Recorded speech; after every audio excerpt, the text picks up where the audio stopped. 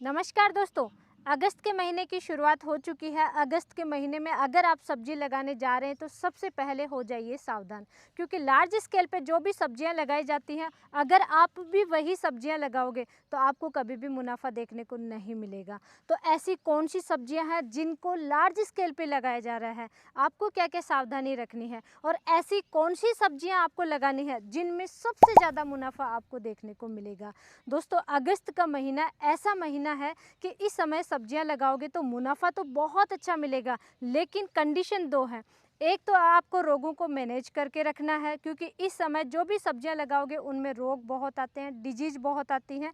Second, आपको कुछ different सब्जी लगानी है, तभी ज़्यादा प्राइस मिलेगी, क्योंकि आने वाले समय में नवरात्रि की शुरुआत हो जाएगी, दीपावली आएगी, फेस्टिवल आएंगे। जैसे ही ठंड की शुरुआत होती है, कुछ सब्जियां ऐसी होती हैं जो स्पेशली जैसे ही ठंड की शुरुआत होती है उनकी डिमांड बढ़ जाती है। तो डिटेल से आज की वीडियो में डिस्कस करने वाली हूँ। दोस्तों, सब्जियां लगाने से पहले ये वीडियो आपको कंप्लीट जरूर देखना है, तभी आप ज़्यादा मुनाफा कमा सकते हैं और वही सब्जियां आपको लगानी है। तो चलिए शुरुआत करते हैं, कौन सी सब्जी आपको लगानी चाहिए। तो अगस्त में आप सब्जी लगाने जा रहे हैं, फर्स्ट नंबर पे आपको ऐसी सब्जी लगानी चाहिए जिसमें रिस्क बिल्कुल जीरो हो। क्योंकि दोस्तों, आप लगाएंगे जब प्याज, हरी प्याज, तो हरी प्याज में क्या होगा, 30 से 35 दिन पे ये हार्वेस्टिंग स्टेज पे आ जाते हैं। जब आप अच्छा सा नाइट्रोजन युक्त फर्टिलाइजर ज़्यादा डाल देंगे तो फटाफट ग्रोथ हो जाती है, पत्तों की अच्छी साइज बन जाती है। 30-35 दिन, 40 दिन बाद में आप इसको हार्वेस्ट कर लीजिए। दीपावली है या आने वाले समय में जैसे जैसे ठंड की शुरुआत होगी, हरी प्याज की डिमांड बढ़ जाती है और अच्छी प्राइस मिलती है। लेकिन एक कंडीशन सोच के चलिए, अगर प्राइस अच्छी नहीं मिल रही है तब आप इसको रख भी सकते हैं, इसलिए आप इसमें कभी भी इसमें नुकसान नहीं जाएगा। दोस्तों, कैसे? अगर 30 से 40 दिन बाद में आपको अच्छी प्राइस नहीं मिल रही है तो जो छोटी प्याज है वो आप लगाएंगे तो 60 से 70 दिन बाद में वो हार्वेस्टिंग पे आ जाती है, मेच्योर हो जाती है, अच्छी साइज बन जाती है। तब आप हार्वेस्ट कर लीजिए, तब आप मंडी में सेल कर सकते हैं या उसको स्टोर भी कर सकते हैं।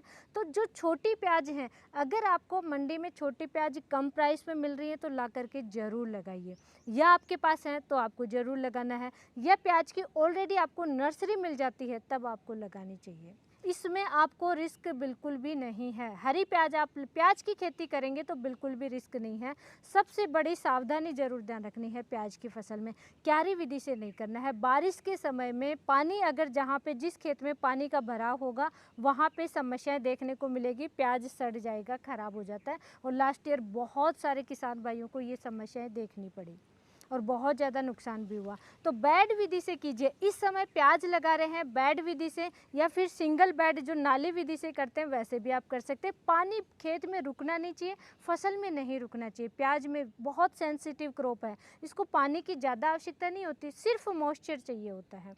तो आपको ऐसे खेत में लगाना है या ऐसी विधि से लगाना है कि पानी का भराव नहीं हो। सेकेंड नंबर पे देखिए, सबसे ज़्यादा प्राइस मिलती है इस समय। आप जो भी मटर लगा लेंगे और जब ये हार्वेस्टिंग पे जाएंगे तो सबसे पहले मटर आपके जाएंगे मार्केट में। लास्ट ईयर दोस्तों मटर की खेती बहुत ज़्यादा नुकसान हुआ, हमने फील्ड में काफ़ी विजिट करते हैं, मटर बहुत लेट से आए थे मार्केट में। तो जो सबसे पहले जिनके मटर चले गए उनको प्राइस बहुत अच्छी मिली थी। तो इस समय अगर जैसे ही देखिए, आज ही नहीं लगाना, जैसे मेरा वीडियो देख लिया आपने नेक्स्ट डे लगा दिया, ऐसा भी नहीं करना है।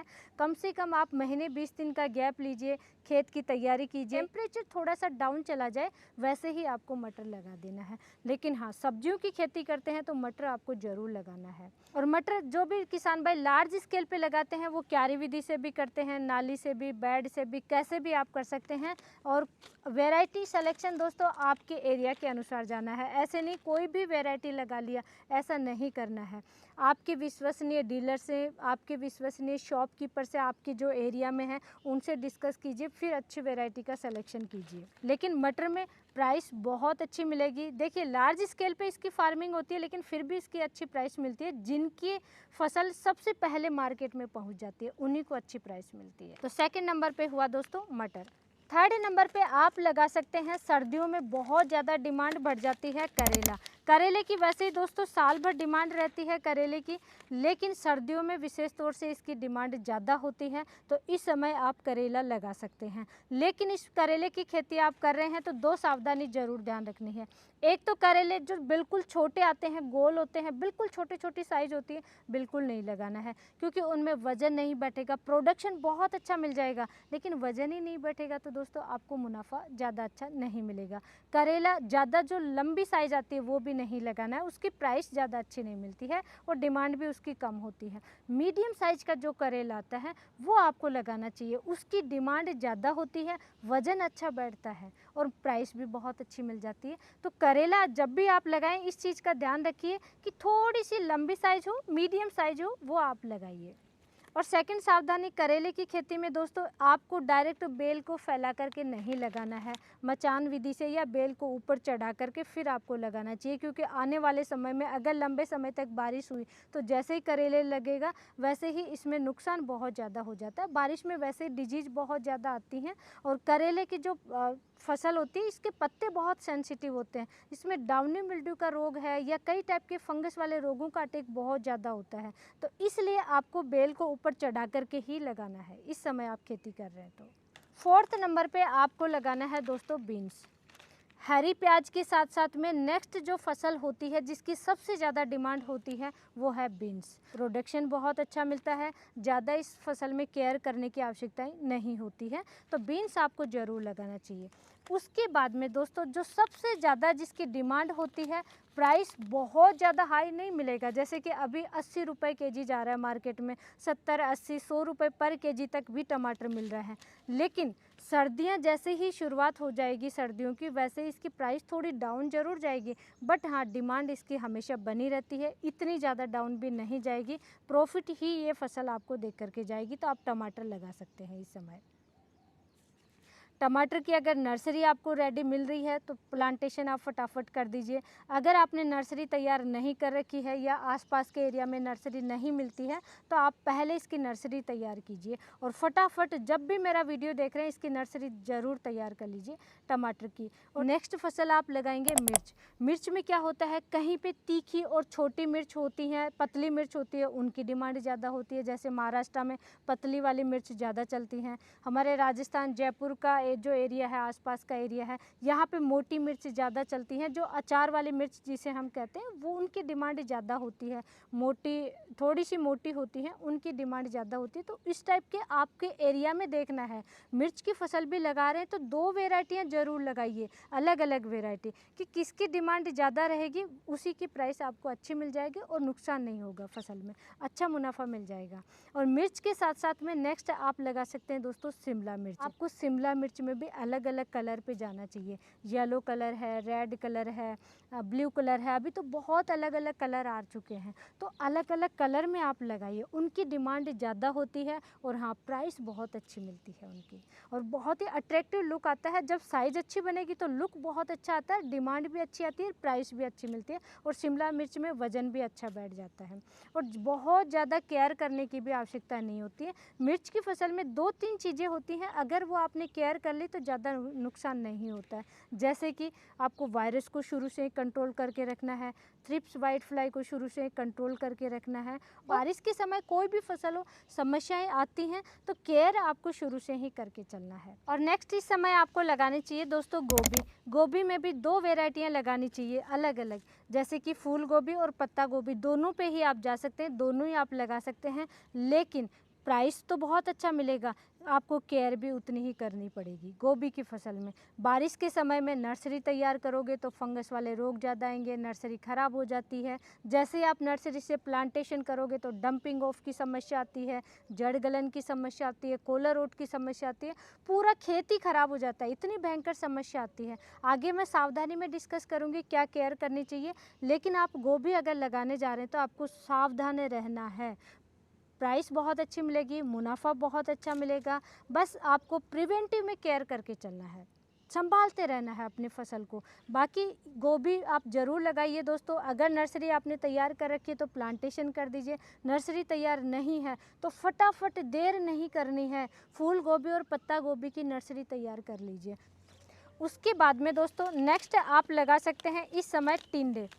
देसी टिंडे हैं, चप्पन टिंडे हैं, या फिर जो हाइब्रिड टिंडे आते हैं अलग अलग आते हैं, इनमें भी देसी टिंडा आपको ज़रूर लगाना है। जैसे ही ठंड की शुरुआत होगी देसी टिंडे की डिमांड ज़्यादा बढ़ती है और प्राइस अच्छी मिलती है। तो टिंडे आप लगा रहे हैं तो केवल एक वैरायटी नहीं लगाना है, आपको देसी है, हाइब्रिड है, चप्पन टिंडा है, अलग अलग लगाना है। एक पे आपको नहीं जाना चाहिए, इसमें रिस्क बहुत है। सर्दियों में हमने देखा कि कुछ किसान भाइयों ने तो चप्पन टिंडे को हार्वेस्ट ही नहीं किया, पूरी खड़ी फसल ही ख़राब कर दी उन्होंने, क्योंकि प्राइस अच्छा नहीं मिल रहा था। और जब हार्वेस्टिंग जितनी भी प्राइस नहीं मिलेगी, लेबर कॉस्ट ही नहीं निकलेगी, तो किसान भाई हार्वेस्ट क्यों करेगा। तो ऐसी चीज़ों का आपको ज़रूर ध्यान रखना चाहिए।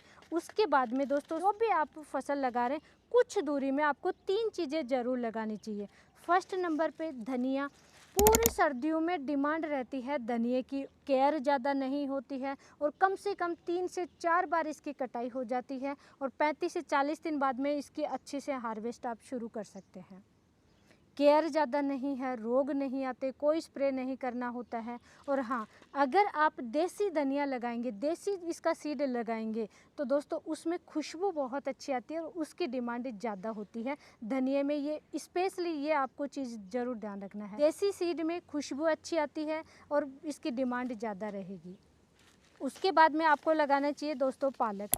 पालक भी आप देसी लगा सकते हैं, घर का सीड है वो आप लगा सकते हैं। पालक में भी आपको ज़्यादा केयर करने की आवश्यकता नहीं है। और बाकी जैसे आप गोभी है, करेला है, मटर है, हरी प्याज है, जो भी आप सेल करेंगे उन्हीं के साथ में कटाई करके इनको सेल कर दीजिए। और सबसे अच्छी बात होती है धनिया, पालक, इन फसलों में कि जब भी थोड़ी सी साइज बड़ी हो रही है तो ऐसा नहीं है कि आज ही हार्वेस्ट करना, आप 2 दिन रुक करके भी हार्वेस्ट कर सकते हैं, 3 दिन रुक करके हार्वेस्ट कर सकते हैं। ये इनमें प्लस पॉइंट होता है और वज़न भी अच्छा बढ़ता है और इनकी डिमांड भी आने वाले समय में बहुत अच्छी रहती है। नेक्स्ट दोस्तों इन्हीं फसलों में पत्तेदार सब्जियों में आप मेथी लगा सकते हैं। मेथी की भी अब डिमांड आने वाले समय में बहुत अच्छी बढ़ेगी। और हाँ, बड़ी सिटी के आसपास है तो लेटस भी आप लगा सकते हैं। लेटस की प्राइस अच्छी मिलती है और लेटस भी अगेन अलग अलग कलर में आता है, जैसे लाइट ग्रीन है, डार्क ग्रीन है, हल्का सा दोस्तों रेड कलर आता है। अलग अलग कलर में आप लेटस लगा सकते हैं, लेकिन लेटस वहीं लगाना है जब आप बड़ी सिटी के आसपास हैं, बड़ी सिटी की मंडी में पहुंचा सकते हैं, तो ये आपको लेटेस्ट लगाना चाहिए। हाँ, इसकी प्राइस सबसे अच्छी मिलती है, सलाद में ये काम आता है, अच्छी प्राइस मिलती है, वज़न अच्छा बैठता है। पालक की तरह ही इसकी खेती होती है लेटेस्ट की, लेकिन ये इसकी डिमांड छोटी सिटी होती है, वहाँ पे इसकी डिमांड नहीं होती है और प्राइस नहीं मिलेगी। इस चीज़ का आपको ज़रूर ध्यान रखना है। अदरवाइज पालक, मेथी, धनिया, लेटस ये आपको ज़रूर लगाना चाहिए। लास्ट में कुछ सावधानी ज़रूर ध्यान रखनी है। नर्सरी से जैसे प्लांटेशन करेंगे 3 से 4 बार आपको ड्रेंचिंग करनी है। Dumping of collar rot, root rot की समस्या बहुत ज़्यादा देखने को मिलेगी। जैसे ही बारिश रुके तुरंत ड्रेंचिंग कर दीजिए, जैसे ही बारिश रुक रही है ड्रेंचिंग कर दीजिए। अगर बारिश नहीं है तो 4 दिन 5 दिन के गैप से ड्रेंचिंग करते रहिए और कम से कम 3 से 4 ड्रेंचिंग करनी चाहिए नर्सरी से जैसे आप प्लांटेशन कर रहे हैं। कई टाइप के फंगिसाइड आते हैं, आप कमेंट करेंगे तो उस पर भी मैं डिटेल वीडियो लाने की कोशिश करूंगी, लेकिन ड्रेंचिंग आपको ज़रूर करना है। अगर बड़ी फसल हो चुकी है तो बारिश का समय है और बारिश आ रही है कंटिन्यू, तो जैसे ही बारिश रुके प्रिवेंटिव में फंगिसाइड का स्प्रे कर दीजिए। इस समय है early blight, late blight, powder mildew, downy mildew जैसे रोग बहुत ज़्यादा आएंगे। आगे चल करके एंथ्रेक्नोज वगैरह की समस्याएँ देखने को मिलती हैं, तो इन समस्याओं से बचने के लिए भी आपको प्रिवेंटिव में स्प्रे करना चाहिए। ये कुछ सावधानियाँ हैं। और पोटाश जरूर इस्तेमाल करना है। नाइट्रोजन ज़्यादा आवश्यकता नहीं होती है नाइट्रोजन की बारिश के समय में, तो इसलिए यूरिया फर्टिलाइज़र आपको ज़्यादा नहीं डालना है या नाइट्रोजन युक्त फर्टिलाइज़र आपको कम इस्तेमाल करना चाहिए। ये कुछ छोटी छोटी सावधानी है जिनको ज़रूर ध्यान रखना चाहिए। विशेष तौर से ये बारिश के समय, इस समय अगस्त में जो फसलें लगाएंगे इन्हीं में आपको ये ध्यान रखना होता है। तो इन सब्जियों में से दोस्तों आप कौन सी फसल लगाने जा रहे हैं, और आने वाले समय में आप देखेंगे आगे जो भी हमारे वीडियो आएंगे कि हम इनमें से कौन सी फसल लगाने जा रहे हैं, वो भी हमारे आगे वीडियो आते रहेंगे। और आज की नॉलेजफुल जानकारी के लिए वीडियो को लाइक कीजिए, चैनल को सब्सक्राइब कीजिए, ज़्यादा से ज़्यादा किसान भाइयों तक शेयर जरूर करें। धन्यवाद।